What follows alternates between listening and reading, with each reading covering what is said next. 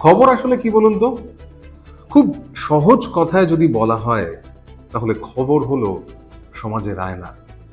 সমাজের আনাচে কানাচে ঘটে যাওয়া বিভিন্ন ঘটনা, অন্যায়, অত্যাচার সেগুলো মানুষের সামনে তুলে ধরার কাজই হলো খবরের। নমস্কার, আপনারা দেখছেন রাজশিক্স। আমি আপনাদের সঙ্গে সৌমাদিত্য মুখার্জি। দুদিন আগেই সল্টলেকে আমরা একটি ছবি দেখিয়েছিলাম এবং সেখানে দেখিয়েছিলাম প্রবীণ মানুষদের অসহায়তার কথা, কিভাবে তাদের বাড়ি জবরদখলকারীদের হাতে চলে যাচ্ছে। উঠে এসেছিল বিকাশ সিং নামে এক ব্যক্তির নাম। আর এই খবর দেখানোর পরই ঘুরপথে বিকাশ সিং এর পরিচিতরা আমাদের ভয় দেখানোর চেষ্টা করে, কিন্তু আমরা পিছু হটিনি, কারণ অসহায় এই বৃদ্ধ বৃদ্ধাদের চোখের জল আমাদের কাছে অনেক বেশি গুরুত্বপূর্ণ। ঠিক কিভাবে ওই বাড়িগুলোতে নিজের অধিকার জমিয়ে বসেছিল এই অভিযুক্তরা, আসুন শুনি আরো তার। এই এগ্রিমেন্টটা যেটা ভুয়ো এগ্রিমেন্ট, সেটা যে ওরা তৈরি করেছে আমার কোনো আইডিয়াই ছিল না। আমার ছেলে কারোরই কোনো আইডিয়া ছিল না। তারপর হঠাৎ দেখে ভাবলাম কি 2027 কোনো রকম এরকম আমাদের কোনো এগ্রিমেন্ট নেই, সবটাই নিজেরা জালিয়াতি করে আমাদের 27 অব্দি এগ্রিমেন্টটা করানো। 27 অব্দি এগ্রিমেন্ট করা। আর আপনার সাইন? আমার সাইন টাইন কি করে করেছে, কি করে বলবো বলো, এটা তো আমি জানি না, আমার কোনো ধারণা নেই। এই এগ্রিমেন্টটা যেটা 2012 থেকে 17, এই একটাই এগ্রিমেন্ট যেটা অরিজিনাল, এবং এটা আমার সামনে আমার লয়ার দিয়ে করিয়েছিলাম। এখানে শুধু বিকাশ সিং, শুক্লা বোস আর শিখা সিং, তিনটে। কিন্তু আমি নিজে এইটা কোনো সিগনেচার করিনি, এগুলো সবটাই ওরা নিজেরা তৈরি করেছে, জাল তৈরি করেছে। আমার কোনো ধারণাই নেই। এই পেপারটাই আমার কাছে পরে এসছে, কোথা থেকে কি করে হলো এই জাল এই এগ্রিমেন্টটা, এটা আমার ধারণার বাইরে। শুনলেন তো, বুঝলেন তো অবস্থাখানা।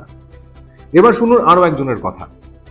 তার বাড়ির একটা ফ্লোর রীতিমতন একটা কলেজ খুলে বসেছিল এই বিকাশ এবং তার লোকজনরা, সাঙ্গপাঙ্গরা। আর সেখানে যখন প্রশাসনের কাছে অভিযোগ যায় এই ঘটনা সম্পর্কে, তখন প্রশাসনের ভূমিকাও একেবারে তথই বচ ছিল। বলেছে আপনি উঠে যান এখান থেকে, আমার বাড়িটা ওই আমার স্যারকে দিয়ে দিন, মানে বিকাশকে দিয়ে দিতে হবে। এখানেও বিকাশ সিং, এখানেও বিকাশ সিং তো এর কাছে অভিযোগ করে। কাউন্সিলরের কাছে অভিযোগ করা হয়েছে, কিন্তু তিনি কোনো সাহায্য করেননি। উল্টে তিনি বলেছেন যে ওদের একটা ফ্লোর দিয়ে দিন। হ্যাঁ, দিয়ে দিন মানে আপনি ছেড়ে দেবেন? আমি ছেড়ে দেবো একটা floor, এই একতলাটা। আচ্ছা, হ্যাঁ, এটা কাউন্সিলর বলছে। কাউন্সিলর রত্নাভূমি। বুঝতেই পারছেন, এই চক্রে শুধুমাত্র একজন নয়, জড়িয়ে রয়েছে আরো অনেকে, রয়েছে প্রশাসনের কর্তা ব্যক্তিরাও। কিন্তু এখন রাজ্যে পালাবদল হয়েছে। দীর্ঘদিন ধরে দুর্নীতি হয়েছে এই রাজ্যে, বিভিন্ন খবর সামনে উঠে আসছে। আর এই পালাবদলের পর রাজ্যে যে নবনির্বাচিত জনপ্রতিনিধিরা রয়েছেন, তারা প্রত্যেকেই আশ্বাস দিচ্ছেন যে দুর্নীতির এই ঘুঘুর ভাষা তারা ভাঙবেন। আমরা কথা বলেছিলাম বিধাননগরের নবনির্বাচিত বিধায়ক ডক্টর শারদ মুখোপাধ্যায়ের সঙ্গে, এবং তিনি আশ্বাস দিয়েছেন এই বৃদ্ধ বৃদ্ধাদের অভিযোগ তিনি শুনবেন এবং যথাযথ ব্যবস্থা। শুনুন তার বক্তব্য। কিছু কমপ্লেন এলে নিশ্চয়ই কাজ করা হবে। যদি কমপ্লেন না আসে, সংবাদ মাধ্যমের থ্রু দিয়ে পেলাম, দেখা যাক, আমরা নিশ্চয়ই এটা বিচার করে দেখব। তবে এটা খুব একটা আমার মনে হচ্ছে না যে হচ্ছে না, এরকম হওয়ার যথেষ্ট কারণ আছে, চান্সেসও আছে। তবে যারা প্রবীণ নাগরিক আছে আমাদের এখানকে, তাদেরকে বলবো যে তারা যেন মোটামুটি সতর্ক থাকেন। প্রবীণ নাগরিকরা যেমন সাইবার ফ্রডের মধ্যেও পড়ে যান, সেরকম এটাও একটা ফ্রড। ভাড়া দেওয়ার আগে ভেবে নেবেন কাকে ভাড়া দিচ্ছেন, পুলিশি সহায়তা নিন, যে ভাড়াটি আছে তার আগে থেকে ব্যাকগ্রাউন্ড চেক করা হোক। সতর্ক থাকলেই এগুলোর থেকে মুক্তি পাবেন। ডক্টর মুখোপাধ্যায় আশ্বাস দিয়েছেন এই অসহায় বৃদ্ধ বৃদ্ধাদের পাশে দাঁড়ানোর। অন্যদিকে এই বৃদ্ধ বৃদ্ধাদের আইনি সহায়তার জন্য বিজেপির লিগ্যাল সেলও এগিয়ে এসেছে। এক টুকরো আশার আলো জ্বলে উঠেছে এই প্রবীণ নাগরিকদের চোখে মুখে। তারা ধন্যবাদ জানিয়েছেন রাজশিক্সকে তাদের এই অসহায় অবস্থার ছবি সবার সামনে নিয়ে আসার জন্য। চ্যানেলকে অশেষ ধন্যবাদ জানাই। তোমাদের চেষ্টায় যেভাবে তোমরা আমাদের পিছনে চেষ্টা করলে, এর জন্য অশেষ ধন্যবাদ। আজকে আমরা একটা আশার আলো দেখতে পাচ্ছি। স্টিক্স চ্যানেলকে অনেক ধন্যবাদ। আমরা তাদের কাছে আমরা ভীষণ উপকৃত। তারা আরও উন্নতি করুক, নতুন চ্যানেল তারা আরও উন্নতি করুক, এই আশাই রাখি।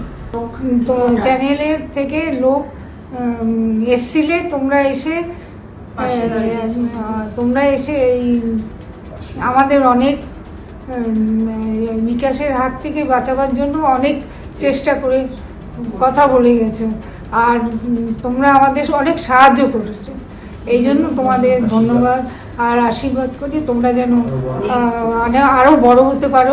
আমরা চেষ্টা করতে পারি এই সমস্ত বিপদগ্রস্ত মানুষের অসহায়তার কথা আপনাদের সামনে তুলে ধরার, প্রশাসনের কান অবধি পৌঁছে দেওয়ার।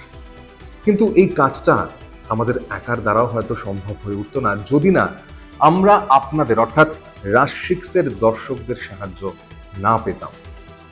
আপনারা কমেন্ট করেছেন, আপনারা শেয়ার করেছেন, আপনারা এই খবর দেখেছেন, সেই জন্যই কিন্তু মানুষ জানতে পেরেছে, সেই জন্যই কিন্তু প্রশাসন খানিকটা হলেও নড়ে চড়ে বসেছে। আমরা অবশ্যই একদমের শেষ দেখে ছাড়বো যে শেষ পর্যন্ত এই বাড়ি জবরদখলকারীরা ওই বাড়ি থেকে হটল কিনা, আর সেই জন্য আপনাদের সাহায্য চাই। আর যে ধন্যবাদ আমরা পেলাম, সেই ধন্যবাদের একটা বড় অংশ কিন্তু আপনাদেরও প্রাপ্য। তাই আপনারা সঙ্গে থাকুন রাজ6-এর। জয় হিন্দ।